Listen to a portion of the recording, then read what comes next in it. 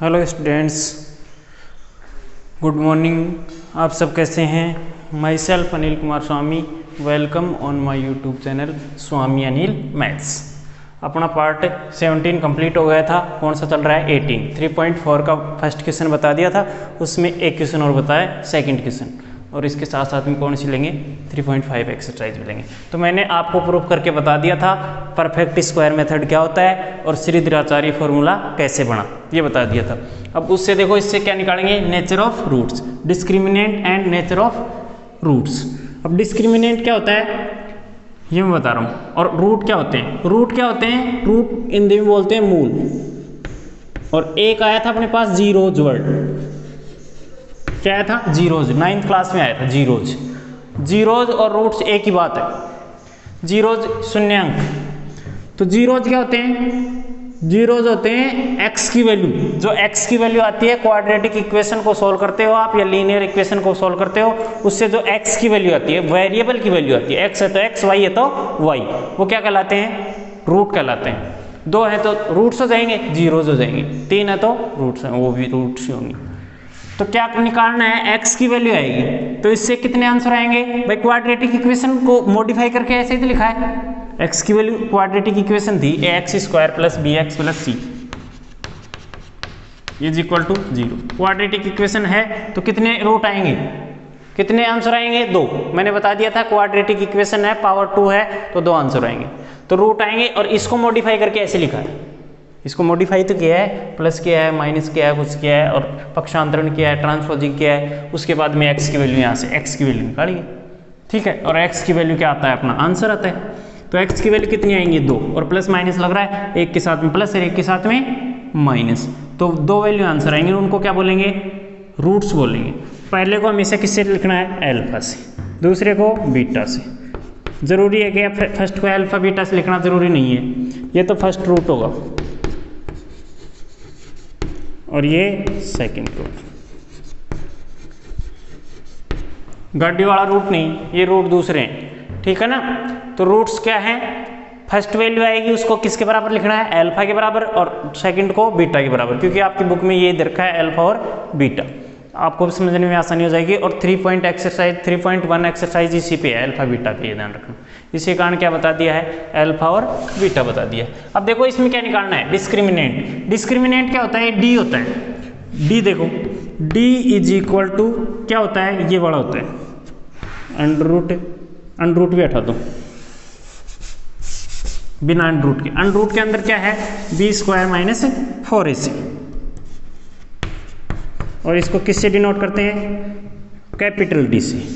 Capital D आपको दिखे तो इसका मतलब क्या है? वो b² - 4ac। इस पे चलता है ये नेचर।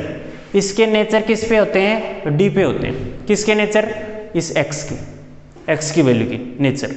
मतलब क्वाड्रेटिक इक्वेशन के नेचर किस पे होते हैं? डी पे डिपेंडेंट होते हैं। तो डी क्या होता है? देखो इस पे 3 स्टेप बनती हैं, या तो डी 0 से बड़ा हो, या डी 0 से छोटा हो, या डी 0 के क्या हो? इक्वल। तो 3 स्टेप बनती हैं। तो d is equal to b² - 4ac। First step ले रहे हैं अपन ग्रेटर देन 0। मान लो b² - 4ac निकालोगे आप। b की वैल्यू रखोगे, स्क्वायर करोगे, -4 इंटू a की वैल्यू इंटू c की वैल्यू। उसकी वैल्यू निकालने पर आप d की वैल्यू मान लो 0 से बड़ी आ गई, 0 से बड़ी है, पॉजिटिव वैल्यू है, तो क्या करेंगे?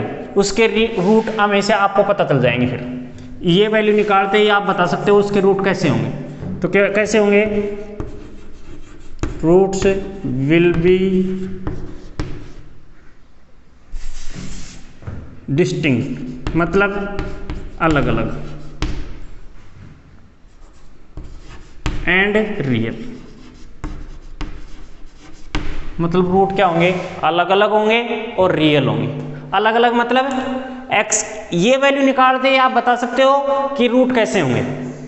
मतलब अलग अलग होंगे, x की वैल्यू 2 आएंगे अलग अलग। और क्या होंगे? रियल। रियल मतलब दोनों के दोनों रियल नंबर होंगे। रियल नंबर कौन से होते हैं? Real number rational plus irrational is equal to क्या होते हैं? रियल नंबर होते हैं। तो रूट कैसे आएंगे? इसकी वैल्यू निकालते ही आप बता दोगे roots will be distinct and real. आपको पास क्वेश्चन आएगा find the nature of roots.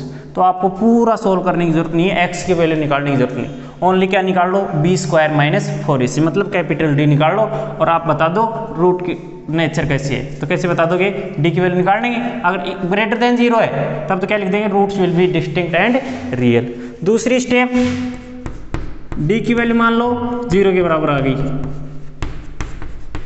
4ac किसके बराबर आ गया, 0 के बराबर, मतलब इसकी वैल्यू निकालते हैं अपन, b की वैल्यू रखें, a की वैल्यू रखें, c की वैल्यू रखें तो कितना आ जाए, 0 आ जाए। तो क्या करना है, इसमें क्या होगा, कौन सी कंडीशन होगी, रूट्स विल बी इक्वल, जैसे पीछे आपने क्वेश्चन भी किया था, एक क्वेश्चन किया था, स्क्वायर लग रहा था x plus root 3/2 is equal to 0 आ गया था, स्क्वायर लग रहा था, तो दोनों को अलग अलग 0 के बराबर रखा, x की वैल्यू कितनी आई थी, माइनस रूट 3/2, और इधर भी x की वैल्यू कितनी आई थी, माइनस रूट 3/2।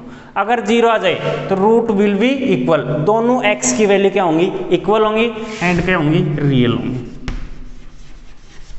ठीक है, तीसरी स्टेप में क्या होगा, तीसरी कंडीशन, d क्या हो, 0 से छोटा, मतलब b square minus 4ac less than 0 से क्या हो, छोटा। तो क्या करना है, अगर ये 0 से छोटा हो तो रूट क्या होंगे, रूट्स लिख देता हूँ, रूट्स विल बी इमेजिनरी होंगे एंड नॉट रियल।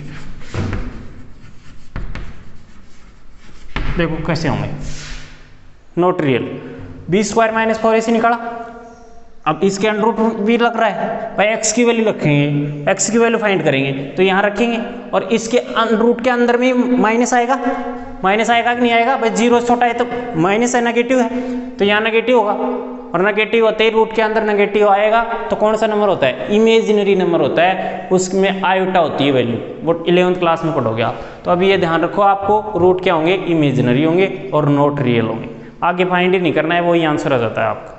ठीक है, अगर रूट के अंदर माइनस आ गया तो आगे फाइंड नहीं कर सकते, अभी छोटे बच्चे हैं अपन, 11th क्लास में जाएंगे तब आगे फाइंड करेंगे। तो अगर माइनस आ जाए रूट के अंदर तो वहीं छोड़ दो, वही क्या आ जाएगा, अपना आंसर आ जाएगा। ठीक है, तो 3 स्टेप बता दिए आपको, डी की वैल्यू ग्रेटर देन 0 हो तो root will be distinct and real, मतलब अलग अलग होंगे और क्या होंगे, रियल होंगे, और डी 0 के बराबर हो तो root will be equal and real, और root will be imaginary and not real. इस कंडीशन में तीनों कंडीशन क्या काम आएगा, इसमें आपको नेचर पूछेगा, क्वेश्चन आएगा find the nature of quadratic equation या नेचर ऑफ रूट्स। तो नेचर ऑफ रूट्स कैसे आएगा, आपको मैंने बता दिया, 3 स्टेप हैं, तीनों स्टेप से डायरेक्ट डी की वैल्यू निकाल लेंगे और बता देंगे, पूरा सॉल्व करने की जरूरत नहीं है, डी की वैल्यू फाइंड करते ही आपने पता चल जाएगा, पूरा एक्स की वैल्यू फाइंड करने की जरूरत नहीं है। ठीक है, अब इसके क्वेश्चन लिखता हूँ 3.4 और 5 के।